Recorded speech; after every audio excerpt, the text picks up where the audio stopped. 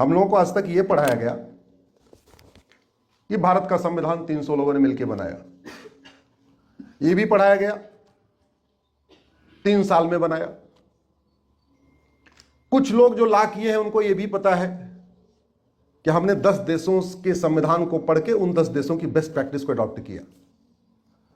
लेकिन आज तक वामपंथी गिरोह ने हमारे लॉ कॉलेज में यह पढ़ाया ही नहीं कि जिन 10 देशों का संविधान की हमने नकल किया उन 10 देशों ने किसकी नकल किया। हमने संविधान बनाया, यूके की संविधान को पढ़ा, यूएसए के संविधान से कुछ लिया, कुछ आयरलैंड से संविधान से लिया, कुछ कनाडा से लिया, कुछ ऑस्ट्रेलिया से लिया, कुछ रूस से लिया, कुछ जापान से लिया, कुछ जर्मनी से लिया, कुछ अफ्रीका से लिया, कुछ फ्रांस से लिया। 10 देशों से लिया। कहीं से फंडामेंटल राइट लिया, कहीं डायरेक्टिव प्रिंसिपल लिया, कहीं फंडामेंटल ड्यूटी लिया, कहीं state judiciary separation of executive judiciary, ऐसे ऐसे करके लिया। लेकिन यह नहीं बताया कि यार इन 10 देशों ने किससे लिया था। आपको जान के आश्चर्य होगा, जिन 10 देशों से हमने भारत के संविधान की नकल किया उन 10 देशों ने हमारी नकल किया था। और हमारे किसकी नकल किया था? कुछ वेदों से उठाया, कुछ पुराण से उठाया, कुछ उपनिषद से उठाया और ज्यादा पार्ट मनुस्मृति से उठाया।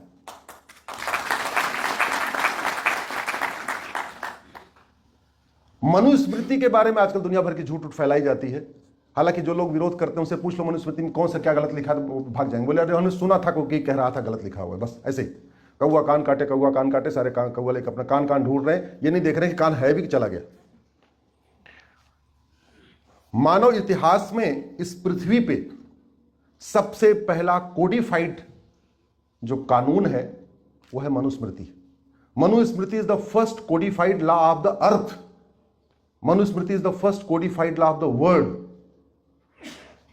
और यह मनुस्मृति उस तब बनी थी जब लोगों को वस्त्र पहनना नहीं आता था, जब लोगों को भोजन करना नहीं आता था।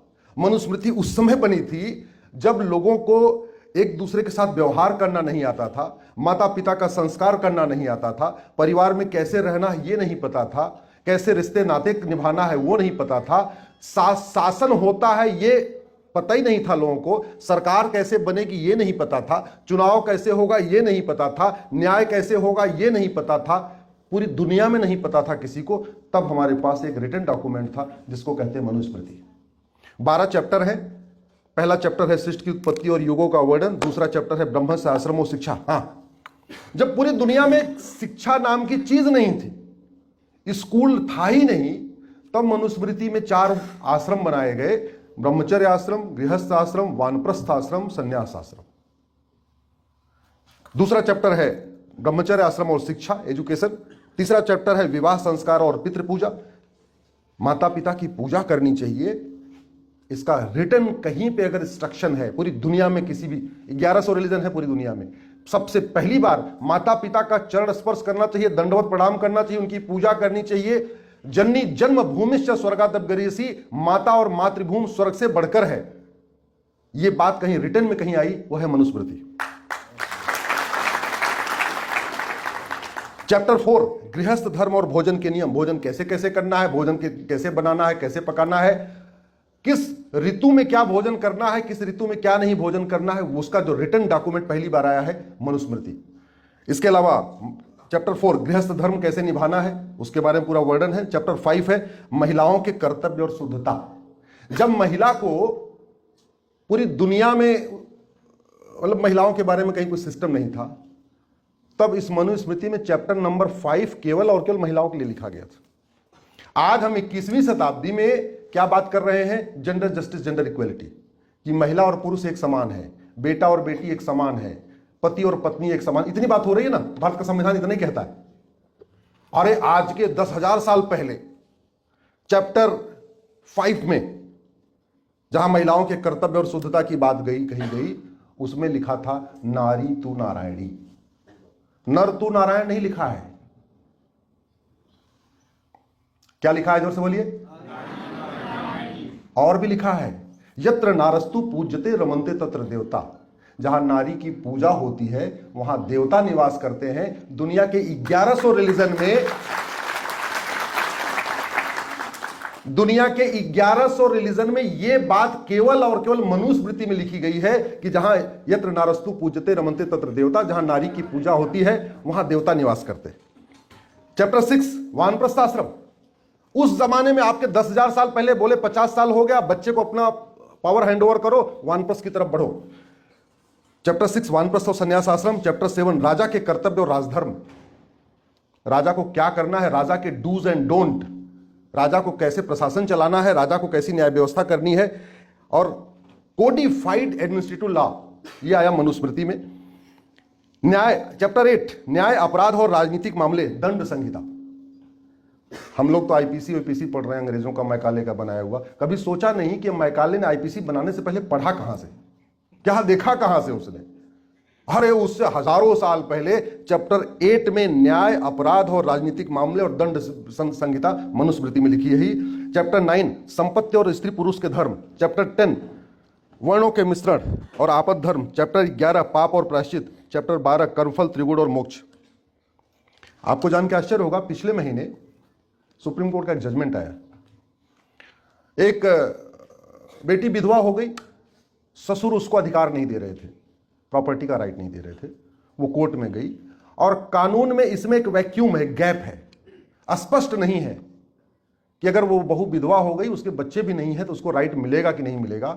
फिर सुप्रीम कोर्ट ने मनुस्मृति का वो श्लोक उठाया और बोला कि कोई बात नहीं, हमारे हिंदू लॉ में भले नहीं लिखा हुआ है, लेकिन चूंकि हमारा हिंदू लॉ मनुस्मृति से गवर्न होता है और मनुस्मृति में यह बात लिखी हुई है, इसलिए विधवा बहू को भी अधिकार मिलेगा प्रॉपर्टी का। ये कहां से उठा के आप लोग गूगल कर लेना, भी दिया हो।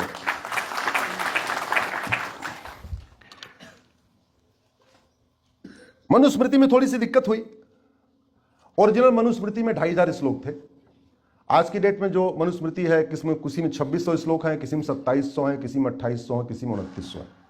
बहुत पुराना चूंकि ग्रंथ है, तो बाद में इसके ऊपर कमेंट्री बहुत लोगों ने लिखा। जैसे भगवत गीता के ऊपर बहुत लोगों ने कमेंट्री लिखा है, ओशो ने लिखा है, महात्मा गांधी ने लिखा है, एपीजे अब्दुल कलाम ने लिखा है। भगवत गीता पे कम से कम 1000 लोगों ने अपनी कमेंट्री लिखी है। वैसे मनुस्मृति पे बहुत कमेंट्री लिखी गई। तो मनुस्मृति में वो जो 2500 श्लोक से बढ़ता बढ़ता कहां तक पहुंच गया, वो 3000 तक। कुछ अपभ्रंश हैं उसमें, लेकिन कभी हमने सोचा ही नहीं कि जहां भगवान मनु एक तरफ कह रहे हैं नारी तू नारायणी, तो उसके खिलाफ दूसरा श्लोक कैसे आ सकता है। तो मनुस्मृति में मिश्रण वाला काम, थोड़ा सा मिश्रण वाला काम किया मुगलों के समय में, लेकिन ज्यादा जो दिमाग लगा के उसको मिक्स किया गया वो अंग्रेजों के समय किया गया। और उसमें ऐसी कोशिश की गई कि जो भारत का सबसे बड़े बेहतरीन, हमारा जो दुनिया का सबसे फर्स्ट कोडिफाइड लॉ है, इसमें कुछ ऐसी चीजें जुड़वा दिया जाए। जोड़ने वाले हमारे ही लोग थे, जो नवाब ववाब बनने के चक्कर में, कुछ जागीर के चक्कर में उन्होंने ऐसे काम किया, जिससे ये मनुस्मृति बदनाम हो जाए।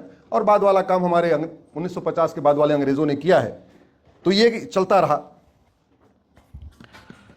महर्षि याज्ञवल्क्य ने जो अपनी संहिता लिखी है उसमें मनुस्मृति का वर्णन है। वर्मा, थाईलैंड, कंबोडिया, जावा, बाली में जो संविधान बना है उसमें भी मनुस्मृति को कोट किया गया है। यूरोप, अमेरिका, ब्रिटेन और जर्मनी के कॉन्स्टिट्यूशन में भी मनुस्मृति को कोट किया गया है।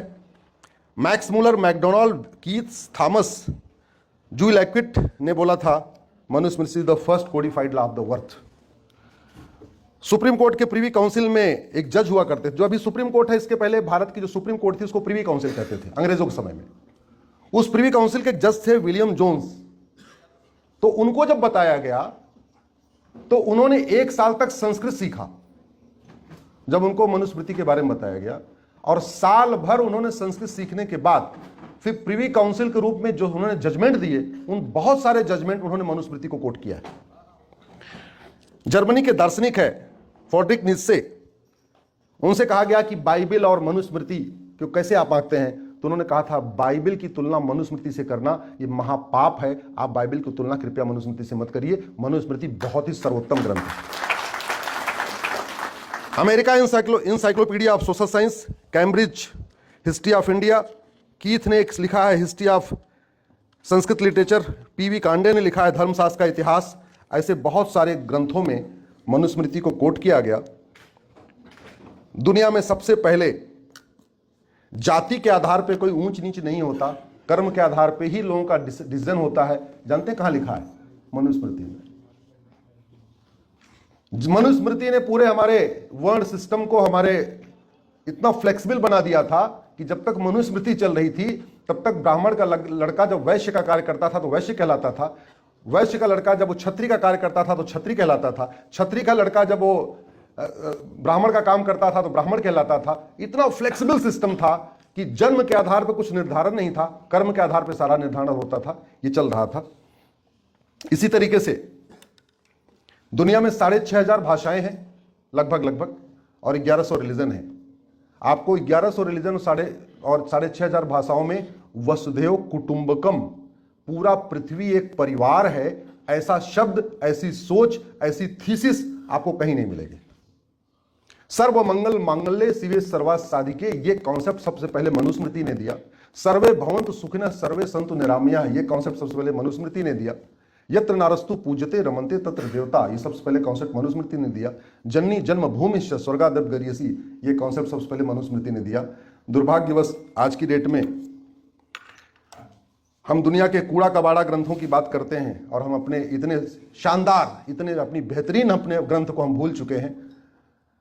आज नहीं तो कल, कल नहीं तो परसों, आप सही को गलत ज़्यादा दिन साबित नहीं कर सकते।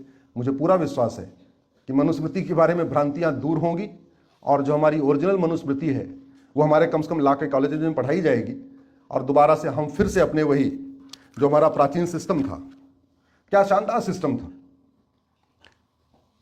रानी सत्यवती कौन थी? केवट। शांतनु कौन थे? क्षत्रिय। किसी ने विरोध किया? हम शांतनु के अंडर में हम, और शांतनु के बाद राजा कौन बना? सत्यवती। और कितने देश की राजा बनी? वर्तमान एशिया की राजा बनी। ये इंडोनेशिया, मलेशिया, कंबोडिया, ये कजाकिस्तान, किर्गिस्तान, ये सारे भारत के हिस्से हुआ करते थे। और उस भारत की में राज किसने किया था? सत्यवती ने। सत्यवती कौन थी? एक नाविक की बेटी। क्षत्रिय ने विवाह किया, राजा बन गई, राजपाट किया। किसी ने विरोध किया क्या? जोर से बोलिए जरा। नहीं। राजा दशरथ और विश्वामित्र का क्या संबंध है? एक ही परिवार के, एक ब्राह्मण कहलाए, एक क्षत्रिय कहलाए। कैसे? कर्म के आधार पर। भीष्म पितामह वेद व्यास कौन? एक ही परिवार के, एक ब्राह्मण कहलाए, एक क्षत्रिय कहलाए। असंख्य उदाहरण है हमारे पास जहां 4 भाई में एक ब्राह्मण कहलाया, एक क्षत्रिय कहलाया, एक वैश्य कहलाया, एक शूद्र कहलाया। चारों के काम बटे और चारों भाइयों की पहचान अलग अलग हो गई। तो इसलिए जो लोग ये सोचते हैं कि कास्ट सिस्टम, आपको ये जान के आश्चर्य होगा, कास्ट वर्ड क्रिश्चियनिटी के बाद आया है। कास्टिज्म की शुरुआत क्रिश्चियनिटी के बाद हुई है। 2000 साल पहले क्रिश्चियनिटी आया है और कास्टिज्म आया है 1800, अब से 1800 साल पहले, यानी क्रिश्चियनिटी के 200 साल के बाद। उसके पहले कास्ट सिस्टम नहीं था। और इस पे मैं सार्वजनिक रूप से किसी भी व्यक्ति से कहीं पे भी ओपन डिबेट के लिए तैयार हूं जो हमें ये दिखा दे कि हमारे यहां पहले कोई कास्ट सिस्टम था ही नहीं, था ही नहीं। अंग की कर्ण की पहचान क्या थी? जरा जोर से बोलिए जरा। सूत पुत्र। क्या पहचान थी? अरे अगर उस जमाने में शूद्र राजा नहीं बन सकते थे तो कर्ण अंगराज कर्ण कैसे बन गया? अंग देश का राजा कैसे बन गया? ये सब मिथ्या है, ये सब भ्रांतियां हैं। लेकिन आज का विषय कुछ अलग है, इसलिए मैं उस पर नहीं जाऊंगा, नहीं तो बहुत लंबा हो जाएगा। अगर आप लोग सोशल मीडिया यूज करते हैं तो हमारे साथ फेसबुक पे जुड़ जाइए, हमारे इंस्टाग्राम से जुड़ जाइए, यूट्यूब से जुड़ जाइए। वहां से आपको ऐसी बहुत सारी भ्रांतियों का निराकरण होता रहेगा। और इन्हीं भ्रांतियों का निराकरण करने के लिए मैं Monday to Friday Supreme Court में रहता हूँ, सैटरडे संडे आपके बीच में रहता हूँ। और एक बात मैं बता दूं, एक्चुअली मैं वकील भी बाद में बना हूँ, पहले मैं इंजीनियर था। मैंने इंजीनियरिंग छोड़ के वकालत किया है।